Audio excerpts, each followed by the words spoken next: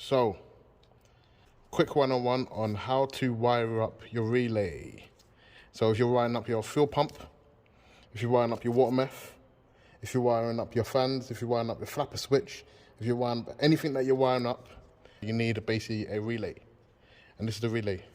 So to identify the power wire that goes to the battery, usually the thickest wire, which would be about 10 gauge, is this. And then that goes to the battery with a fuse or breaker. This goes to the power supply, which so whatever it's supplying, whatever needs the power, which will be the fuel pump. This one, which is also 87. I'll mark this up for you guys. 87 on the relay. The power is 30 on the relay. The earth, which will go to a earth supply on the chassis or somewhere, that's a good ground, which is 85 on the relay. And then you've got the last one, which is to ignition. So this is where you get the power from.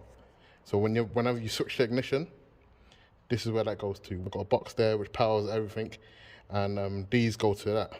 So this is going to go to that. When you turn the ignition, this goes to that, and this is 86.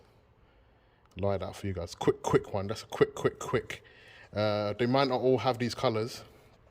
That's why I've labeled it for you. 86 ignition, 87 power to wherever you're supplying.